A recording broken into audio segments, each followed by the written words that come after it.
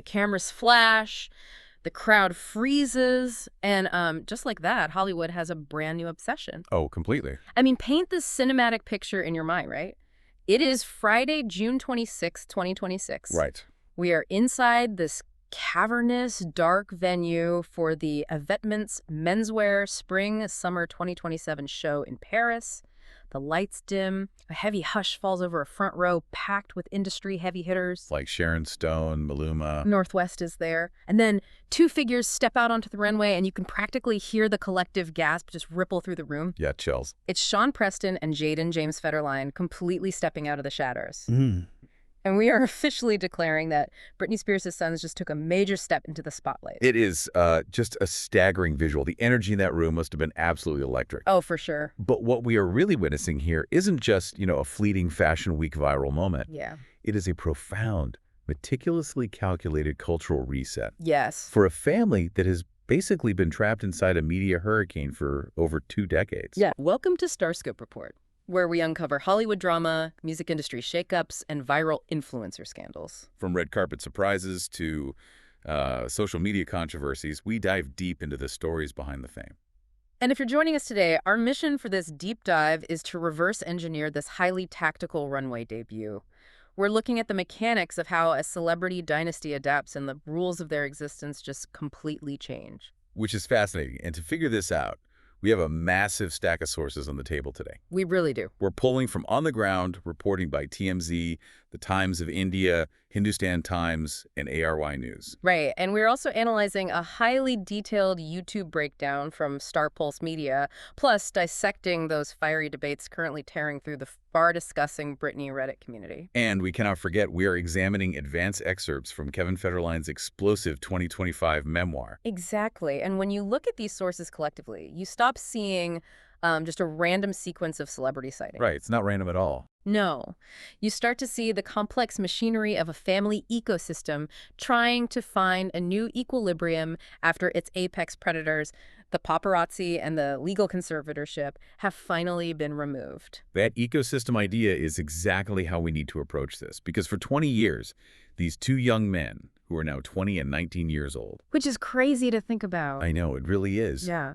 But they were essentially kept off-grid. They were chased by helicopters as toddlers, and then they lived a highly guarded, quiet life in Hawaii. Right.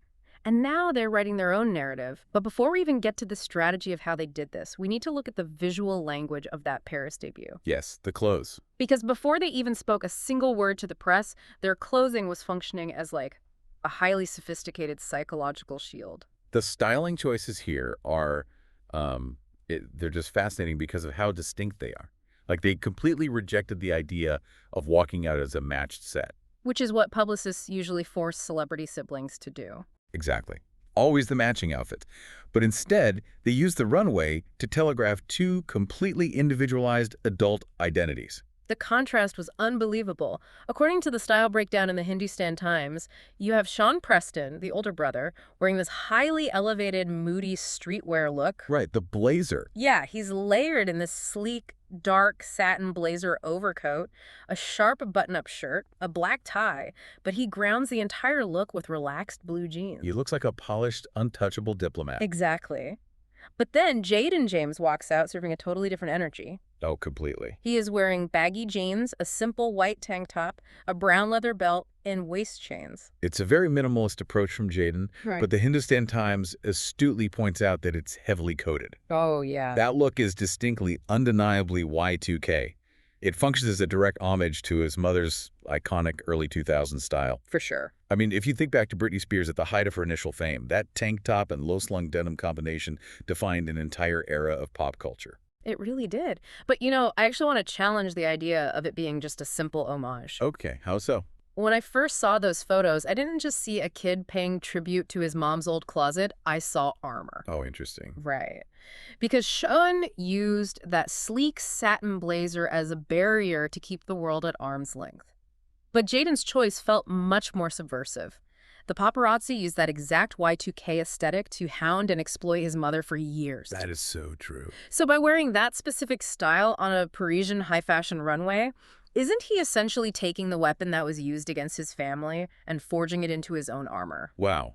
That is a phenomenal way to decode it. You're talking about the recontextualization of trauma. Exactly. By taking the exact visual aesthetic of his mother's most scrutinized era and placing it on the untouchable pedestal of the Vetements Runway, a brand literally famous for subverting pop culture, Jayden reclaims the power. Yes. He is visually telling the media, I know exactly where I come from, I know what you did to my family, and I am in total control of how this legacy is presented moving forward. Spot on. But, the clothes only tell us how they wanted to be seen in that exact second. To understand the actual strategy, we have to look at the machinery that got them onto that runway in the first place. Because it wasn't an accident? Not at all. And later in the episode, we'll talk about the shocking twist nobody saw coming regarding their family dynamics behind the scenes. It's wild. So if you're loving these Hollywood twists, make sure you're subscribed to Starscope Report. We've got even crazier stories ahead. Definitely hit subscribe. So, looking at the timeline, it makes it explicitly clear that this was not some accidental paparazzi encounter outside a club. Right. This was a highly tactical industry insider rollout. The geographical and chronological pacing of their debut proves how deliberate it was. They understood the assignment. They really did. You cannot just jump into the deep end of the celebrity machine without a strategy. Right. So let's trace the geography for a second. Jayden actually started the rollout back on May 13th in Los Angeles, but in a very controlled environment. The Dior show. Yes, the Dior 2027 cruise show. And he didn't walk the runway, he just walked the carpet, rubbed shoulders, and got the fashion press whispering. Just testing the waters. Exactly. Then, the strategy shifts to Europe. TMZ reported that Sean bought a one-way ticket to Europe in June, but he didn't go straight into the Paris pressure cooker. No, he went to Switzerland. Right. He went to Zurich, he vacationed with friends, and laid entirely low before taking a train to meet his brother in France. The Zurich detail is, it's the mechanism that proves their autonomy. Los Angeles is the site of their family's historical trauma. Totally. It is where the paparazzi machine lives.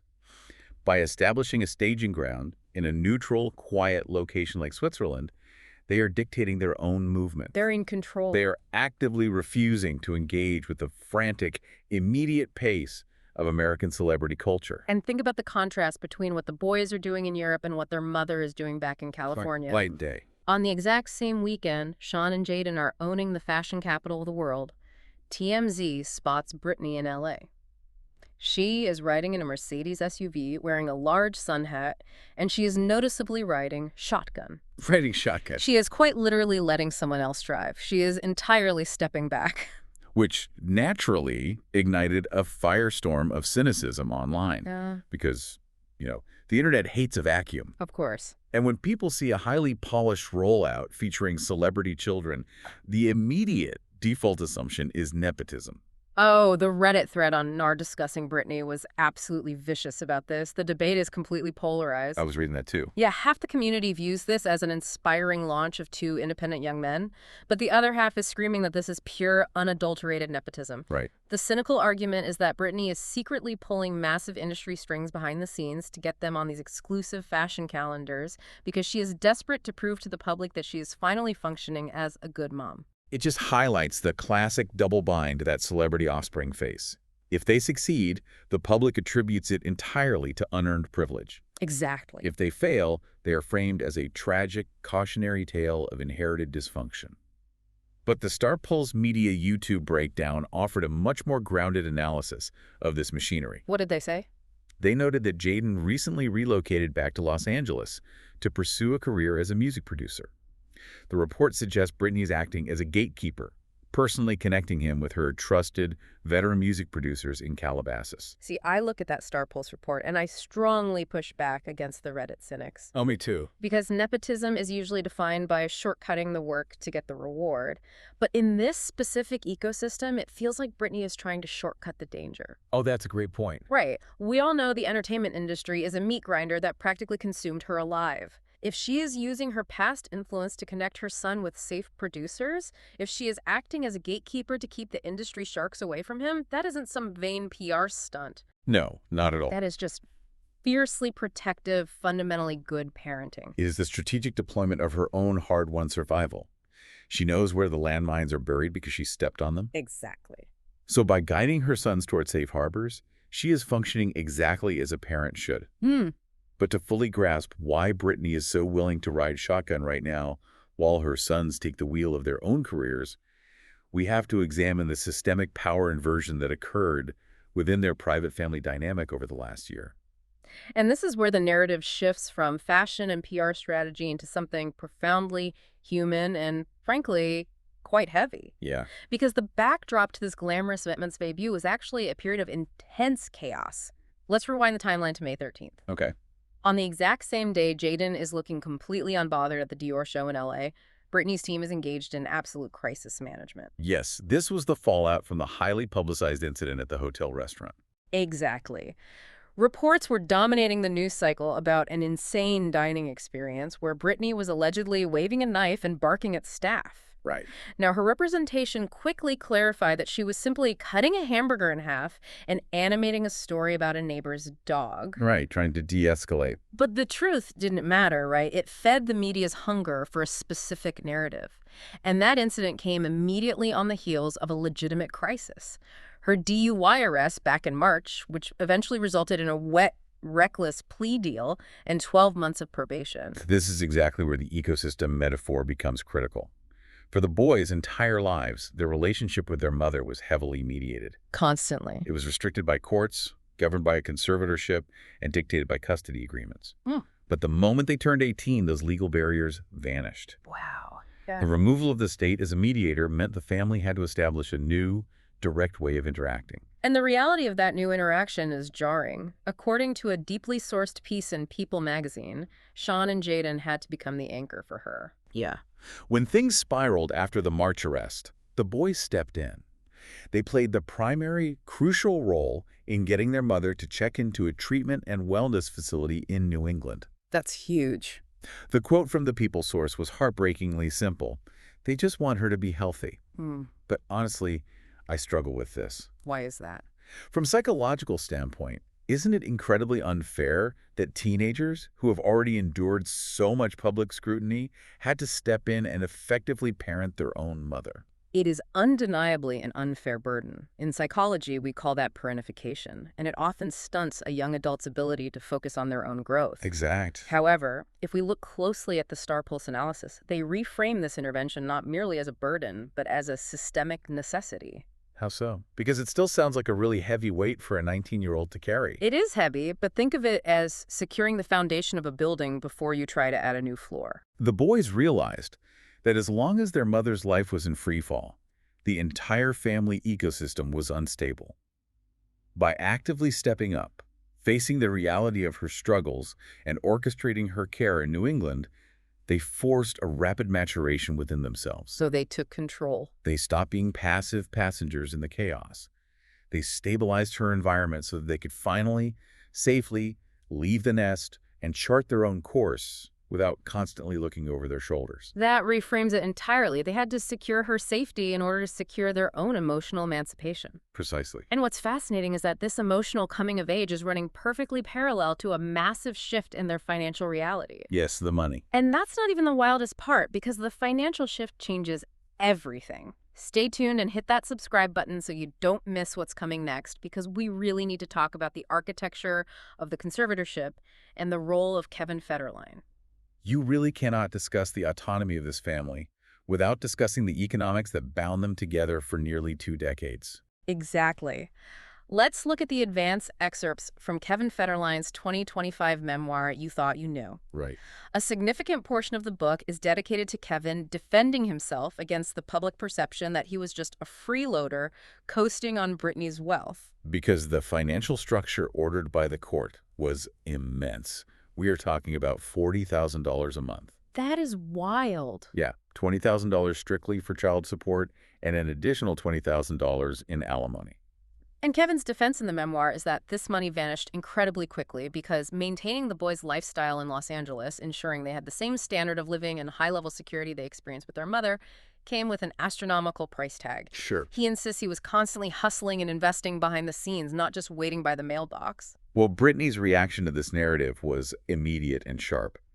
Ahead of the book's release, she utilized her social media to label his claims as white lies designed to go straight to the bank, pointing out that she is the only person who continually pays the emotional and financial price for these public narratives. But, the debate over how the money was spent actually misses the most important mechanism at play here. The undisputed fact is the timeline. The timeline is everything. That massive financial tether has finally been severed. Britney made her absolute final child support payment in November 2024, right after Jayden turned 18 and officially graduated high school. The termination of that child support is the catalyst for everything we are seeing now. Really? Yes. When you remove a legally mandated financial tether of that magnitude, you fundamentally alter the psychology of the entire family. I really want to dig into that psychology. Why does stopping a bank transfer change the way a family operates so drastically? Because under the conservatorship, money was never just currency. It was a mechanism of control and a symbol of capability. Oh, I see. For years, Britney's capacity to mother her own children was legally deemed insufficient by the state. Therefore, every single $40,000 check cut to her ex-husband was a court-ordered monthly reminder of her legal inadequacy as a parent. That is so dark. When that final check cleared in November 2024, it wasn't just about keeping more money in her bank account. It was the moment the state finally stopped policing her motherhood. Wow. It removed the transactional nature of her relationship with her sons and her ex-husband. That is profound. It means the relationships now have to survive purely on genuine connection because the financial scaffolding has been torn down. Exactly. And you can clearly see the results of that freedom. Look at where the boys are now. Kevin describes Jayden in his book as a firecracker, brimming with creative energy, returning from Hawaii to LA to dive into music production. Right. Sean reportedly has a job and a life out in Louisiana. Yep. They are financially secure, especially if the Reddit rumors about Britney Spears establishing a $200 million trust for them during the conservatorship hold any weight. Which is a huge safety net. Massive. They aren't desperate. They are choosing their paths. And crucially, you can see that same psychological emancipation in Britney. Yes. The Father's Day post. This was such a telling moment. Oh, definitely. Britney posted a video of herself dancing in this bright yellow slip dress, holding a small Mexican guitar. But the caption was what stopped everyone in their tracks. It really did. She actively wrote about hoping to have another baby one day. Now, she deleted the caption shortly after, which is entirely her right. But the fact that she put that thought out into the public sphere is a monumental shift. It is the ultimate proof of psychological healing.